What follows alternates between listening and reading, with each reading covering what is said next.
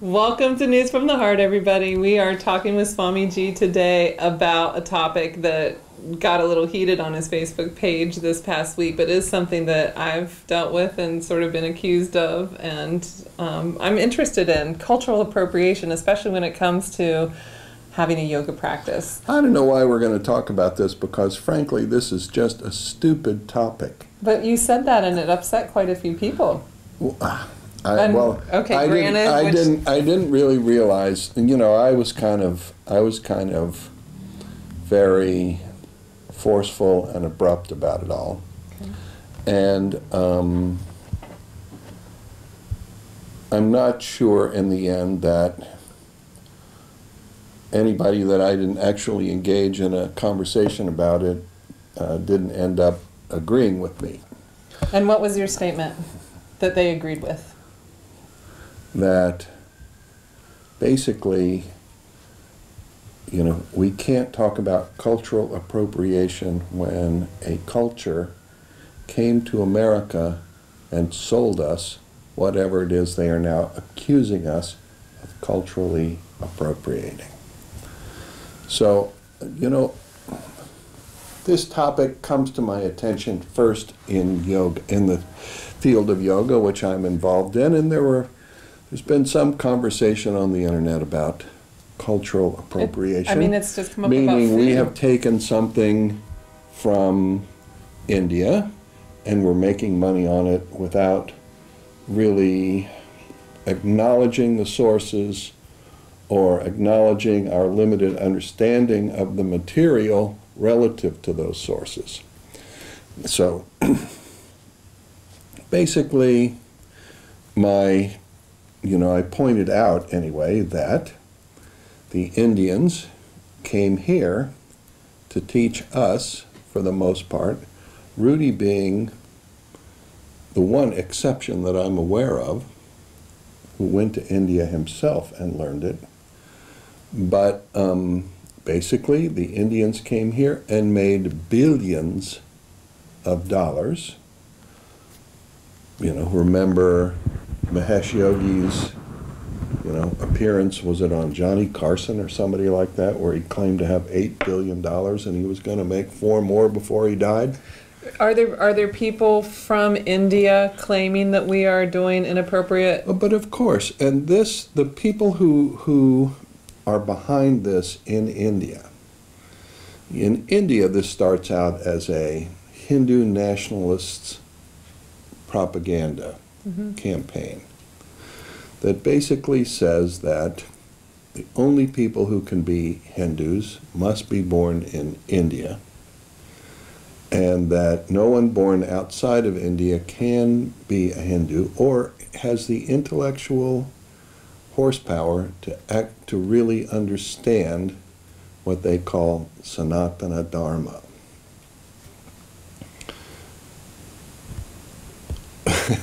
Okay. So, this is a notion promulgated by the RSS, which is a very extremely right-wing Hindu nationalist organization, who is at the core of the current, Prime Minister of India's, political philosophy, and at the core of the these are the inner heart of the BJP, which is an Indian political party that now controls the government. And it's total nonsense. So you don't see any examples that you would consider inappropriate? Well, I'll give you an example. During this discussion, somebody posted, a person of clearly inferior intellectual capacity posted that they had been to a concert recently of African jazz music in which there was not one African on the stage. To which I replied, great. To which I said, then I went on to say, I was just at a French restaurant that had a Japanese chef, and the food was wonderful. And the guy said, "Great, I guess you've cured racism." And I said, "This isn't about racism. Right. This is about inspiration and creativity, which is common to all human beings." So why are people getting all their knickers in a twist about cultural appropriation? I see it in the food industry a lot. I see it in Well, that was an interesting thing. These two girls here in Portland learned to make tortillas in Mexico, and, then they came back here and they opened up a burrito food cart that I guess was pretty good because their tortillas were fantastic. And, a bunch of white people shut them down, saying, this is cultural appropriation. And you can't be allowed to make money from somebody else's knowledge. Which I say is, well, okay, fine. Now they're protesting Chris Tarzian's restaurant on 28th Street because a white guy can't serve Japanese food. And they're protesting the Thai restaurant over on Division that's really superior because that guy is not, white guys can't serve anything. So what they're really saying, I mean, these people are stupid people who are in the attempt to be sort of uphold some kind of, humanitarian respect, they have become fascist. The noodles are from China, actually. The Italians culturally appropriated them from the Chinese. So if we're going to be really correct about this, no pasta in Italy. Huh? But here's how crazy it gets.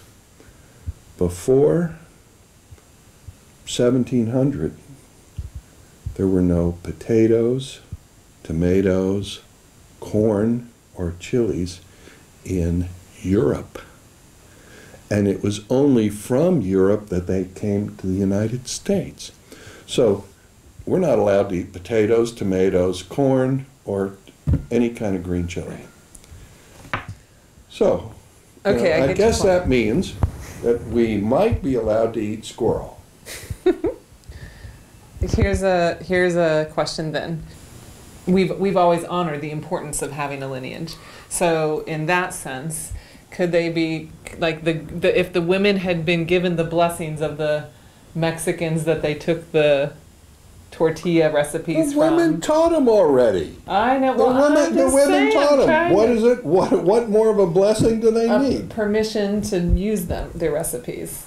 I don't know. Do you think that they taught them expecting that they were just going to make a tortilla every night and offer flowers on it in front of a picture of the Blessed Virgin Mary? I mean, no, I'm trying to kind of right. What the hell is this? And or if I went off and so started then here's teaching. here's another angle. Another angle is that this argument is pushed forward by people in the yoga world who are specialists in some way. And they are pushing forward this argument to say that the bulk of the people doing yoga and teaching yoga in the United States are doing so completely misappropriately. And you don't agree with that to some extent? That they aren't honoring lineages, that they aren't honoring teachers that have roots? The thing is this. The Indians came here not honoring their own lineages. Not entirely, but, the lineage of Mahesh Yogi, for one, is pretty unclear and most likely very contrived. The lineage of Pattabhi Jois and Iyengar is completely fuzzy because they didn't really honor Krishnamacharya as their guru. They just came and sold it. What about Mr. Hot Yoga Pants? He claims no teacher. And so many people have come here from India without teachers and really promoted the idea that this is really perfectly okay. So there's a whole lot of people in the yoga system who don't really think much about a guru at all. And then there's a whole bunch of revisionist people, you know, in the yoga system who are really pretty much denying the importance of a guru. My own feeling about it is this.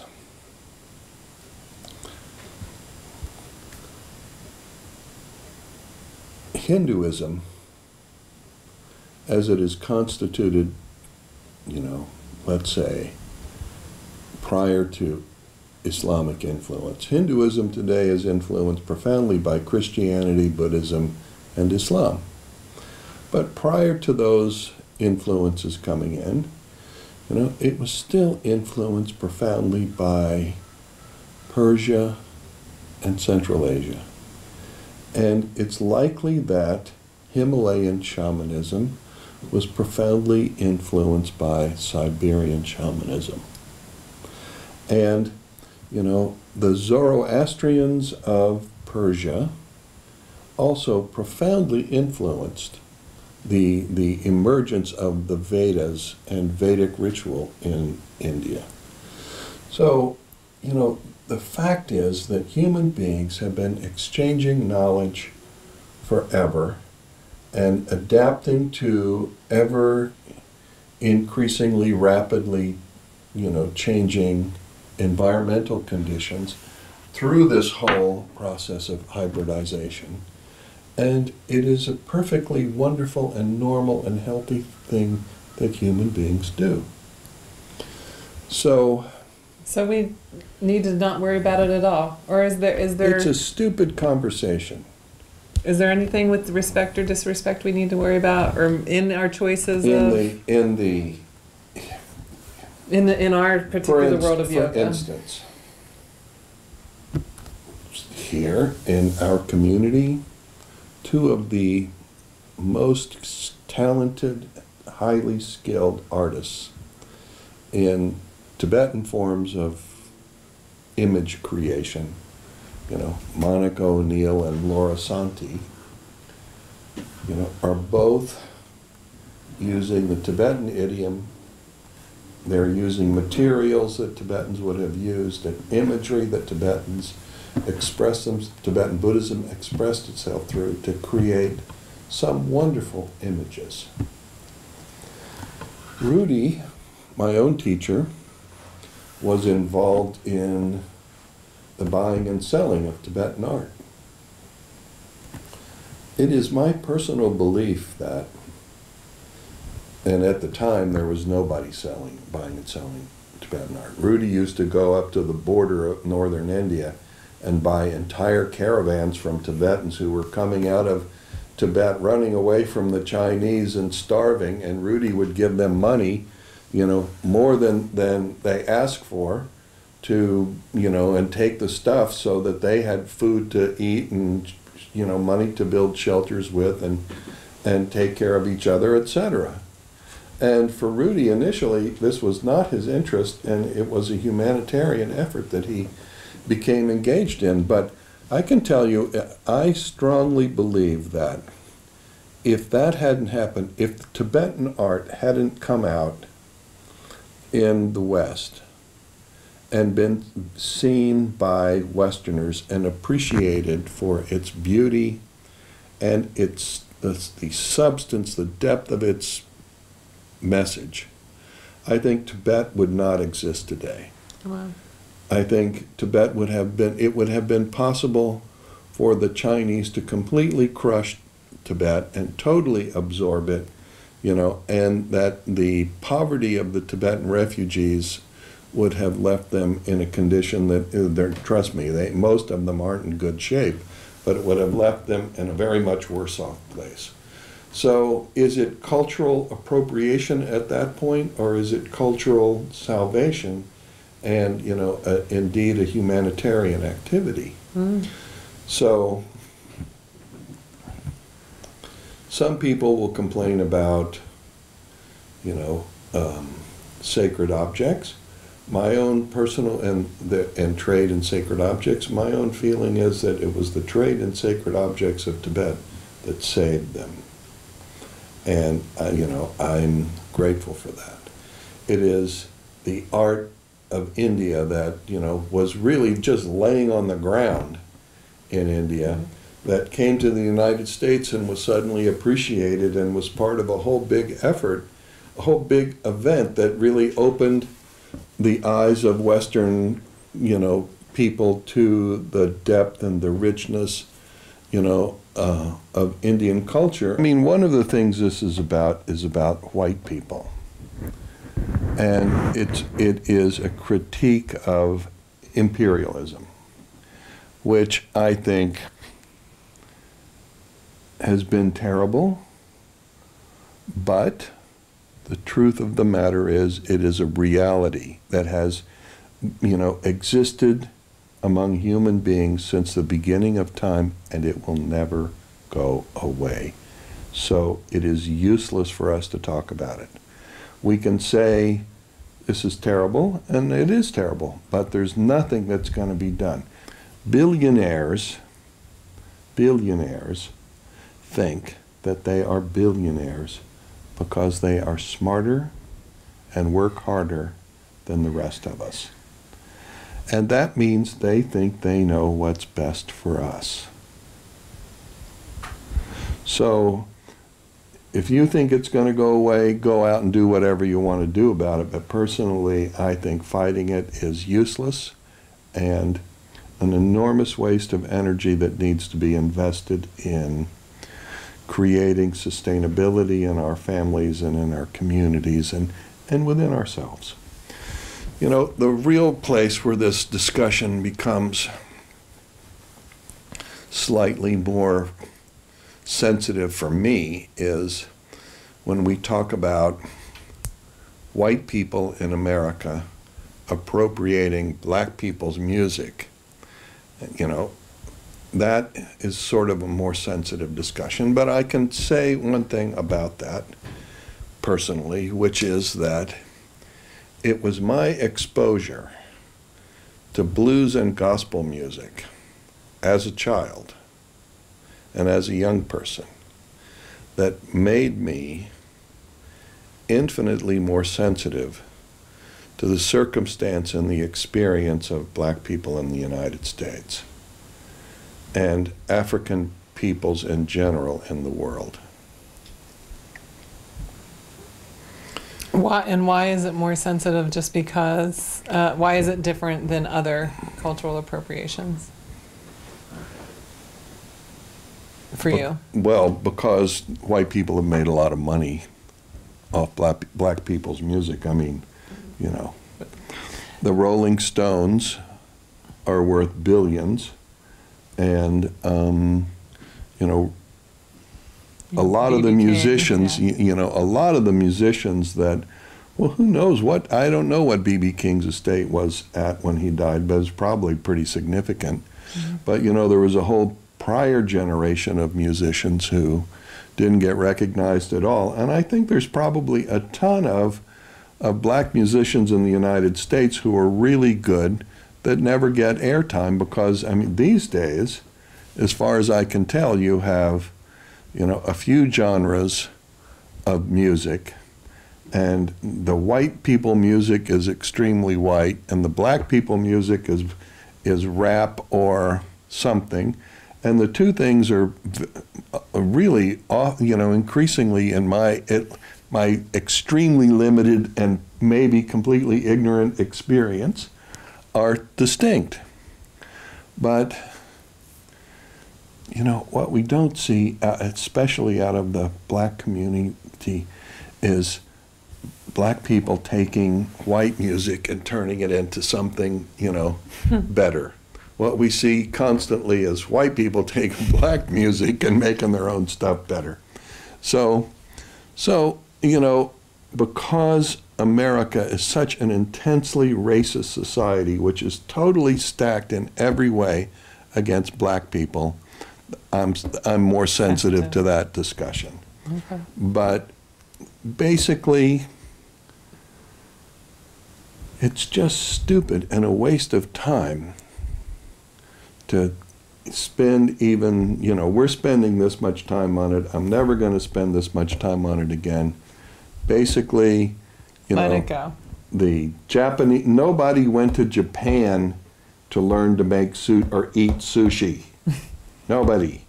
The Japanese opened sushi restaurants in America, and there was enormous resistance to it at the time. Most people didn't want anything to do with it, and only a few of us, people with a loose screw, you know, developed a taste for it and went on to promote it. And so, you know, I think as the population of the earth grows and the boundaries of nations become ever more diaphanous, if you want, but, you know, it's a whole nother discussion. Mm-hmm. There's no such thing as nation states, people. There's no such thing. These days especially, there was really never, but these days especially, think about it. If Russia is influencing all the elections in Europe and the United States, and China is influencing the elections in Europe and the United States, and Russia and China are influencing elections all over South America and in Australia and in Southeast Asia, and, you know, Americans probably invented the whole damn effort of influencing elections, you know, but they've been going on forever. And even think about World War I, think about, you know, the ways in which all the families who were in control of the various principalities and states in Europe at the emergence of World War I, well, the reason it happened was because they were all screwing with each other's boundaries. There are no nation states. There are only rich people who are promoting the notion of nation states to give fearful people that they're scaring the shit out of, something to identify with that they can then manipulate for the purposes of war and whatever Profit. other efforts they need to, war profit. That's good. That's good. So there are no nation states. So in the absence of these completely imaginary boundaries, the increasing populations and increasing flow of information, what we think of as cultural appropriation is, you know, absolutely inevitable, and further, it is a very healthy thing. It is not something to complain about, in my view.